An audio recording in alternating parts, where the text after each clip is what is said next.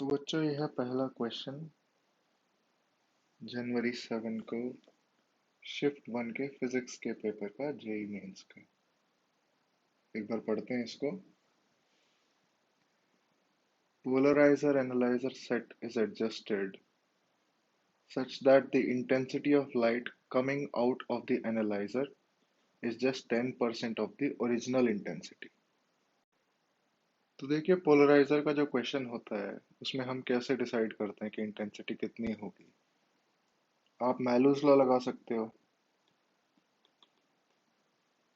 Bye Malus law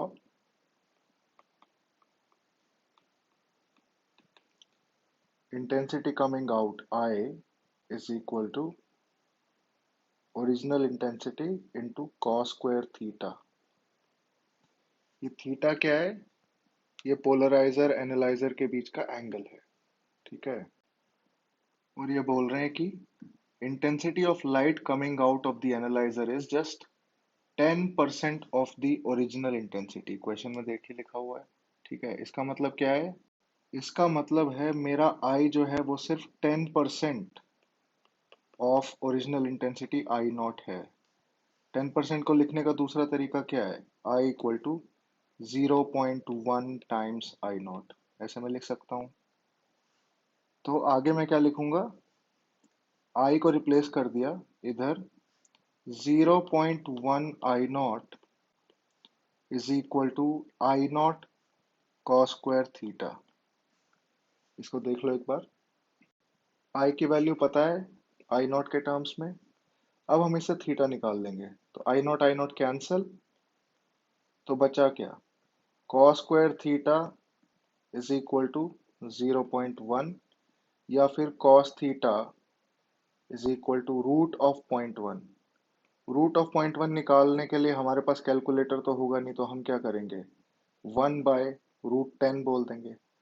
√10 की value आप long division method से भी निकाल सकते हो, या फिर और भी आसान तरीका है, याद रख लो 3.1 होती है। तो 3.1 तो ये नियरली इक्वल टू 0.3 हो गया मतलब। तो इसका मतलब मेरा जो cos थीटा है वो 0.3 है।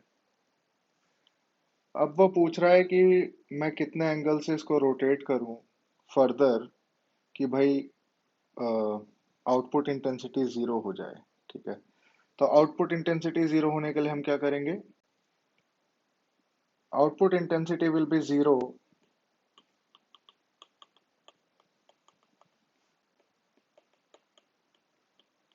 If new theta theta prime जो फाइनल एंगल है वो 90 डिग्री होगा। क्योंकि मैलूज लॉ में लगा के देख लो, कॉस स्क्वायर 90 जीरो हो जाएगा। तो मैं ये चाहता हूँ कि जो पहले मेरा एंगल थीटा है वो अब 90 हो जाए। यानी मेरा रोटेशन कितना रहेगा? Rotation angle delta theta is equal to final angle theta prime minus theta. मुझे फाइनल एंगल पता है 90 डिग्री है और इनिशियल एंगल थीटा है। बस अब ये थीटा हमें निकालना है। और इस थीटा को निकालने के लिए हम जेई में जैसे बहुत बार ट्रिक्स यूज करते हैं, तो यहाँ भी हम एक ट्रिक यूज करेंगे। हमें नहीं पता अगर cos थीटा इक्वल टू 0.3 है तो थीटा कितना होगा, ना हमारे पास कैलकुलेटर है। तो व्हाट विल वी डू? हम लोग एनालाइज करेंगे कि यार cos 60 जो होता है दैट इज 0.5 यानी 1/2, और यहाँ पे 0.3 है। इसका मतलब थीटा जो वो होना हो 60 डिग्री से तो बड़ा ही है, और थीटा 90 से भी छोटा होगा, क्योंकि cos थीटा 0.3 से 0 के बीच में है। तो थीटा जो है 60 से 90 डिग्री के बीच में होगा। तो अगर मैं देखूं अपने ऑप्शंस में कि 90 माइनस थीटा और थीटा इज बिटवीन 60 टू 90, तो only option that satisfies is option D.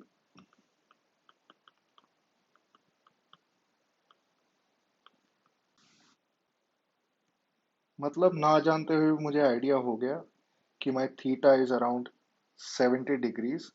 तो इन्होंने ऑप्शन भी उसी तरह से दिए हैं कि मैं कह सकता हूँ हाँ भाई ऑप्शन डी करेक्ट ऑप्शन है।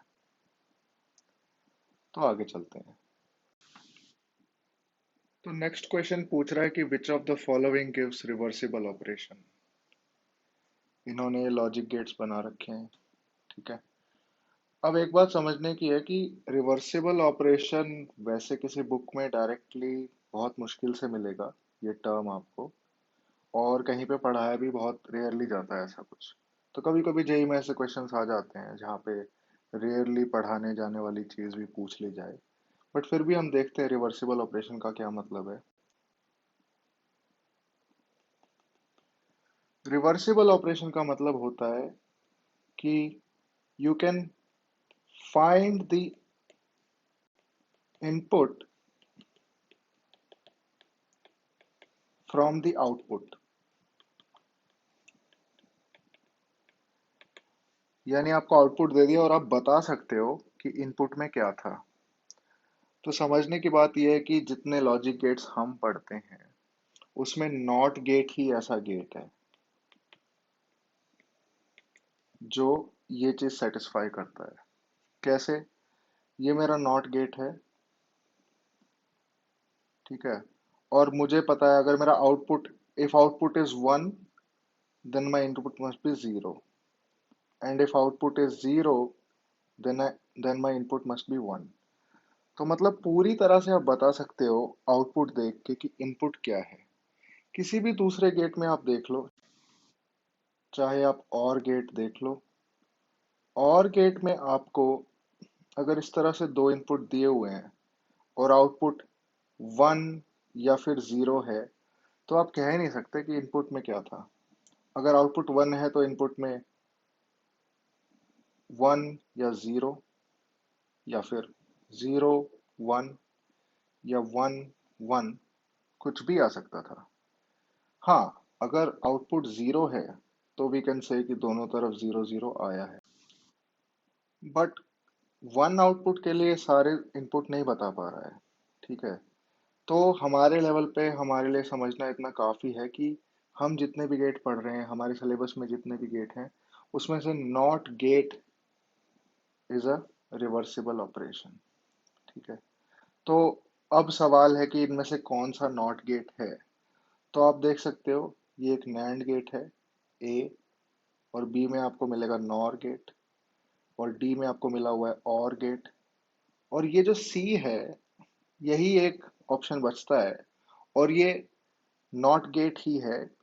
अलग से इन्होंने बनाया हुआ है एक नॉर गेट को कॉमन इनपुट देके। तो आप इसको देखो कैसे ये नॉट गेट है। यहाँ पे अगर आप जीरो इनपुट देते हो तो इस वायर में दोनों तरफ 0 0 चला जाएगा। इसी तरह ये कॉमन इनपुट काम करता है, राइट। तो फिर बाहर क्या आएगा? 1। और अगर आपने इनपुट दे दिया 1 तो दोनों तरफ 1 1 चला जाएगा और आउटपुट क्या आ जाएगा? 0। ठीक है, तो कुल मिला के this is a not gate, and hence your answer is सी।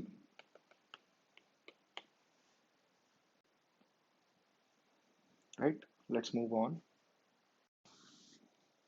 इस क्वेश्चन को देखिए। A 60 horsepower electric motor lifts an elevator with a maximum total load capacity of 2000 kg। इसका मतलब सबसे पहले मुझे क्या क्या पता है? मुझे पता है कि यार मेरा जो पावर है वो 60 हॉर्स पावर है।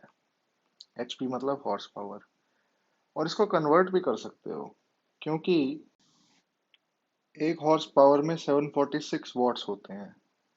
तो इसको मैं लिख सकता हूँ 60 इंटू 746 वॉट्स, या मेरा पावर आ जाएगा 44,742 वॉट्स। कन्वर्जन हमने इसलिए किया है क्योंकि हमें एसआई यूनिट में वर्क करना चाहिए।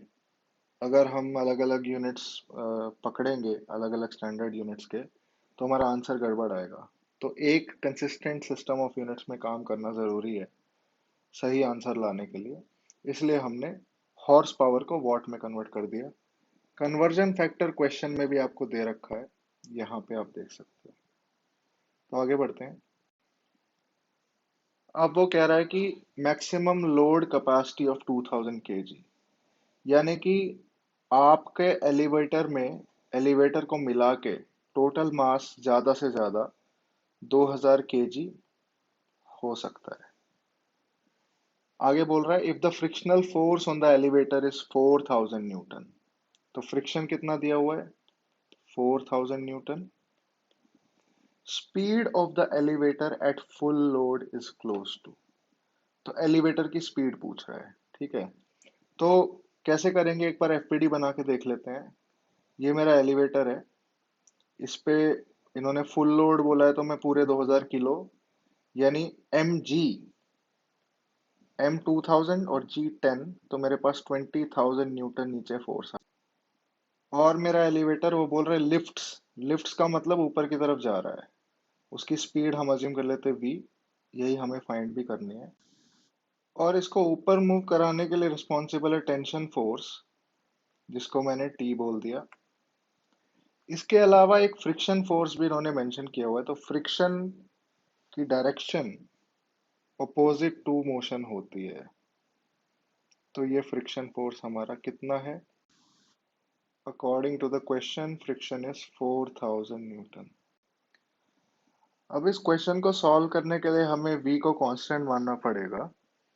तो जो टेंशन है that is totally cancelled by mg and f, तो वो उनके सम के बराबर, यानी 20,000 प्लस 4000 न्यूटन, तो टेंशन हो गई 24,000 न्यूटन। और पावर जो है, पावर का फॉर्मूला क्या होता है? Power P is equal to force into velocity. इधर फोर्स कितनी है? फोर्स टेंशन फोर्स है जो मोटर लगा रही है, जो लिफ्ट पे लग रहा है, that is into velocity. So that means 60 horse power या 44,742 वॉट्स की जो पावर है, that is equal to tension T which is 24,000 into V। इसका मतलब सीधा सीधा मेरा V जो है वो 44,742 डिवाइडेड बाय 24,000 आ गया।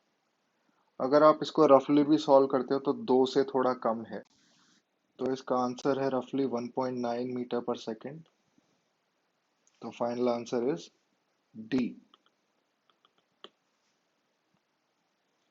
1.9 मीटर पर सेकेंड। तो आगे बढ़ते हैं।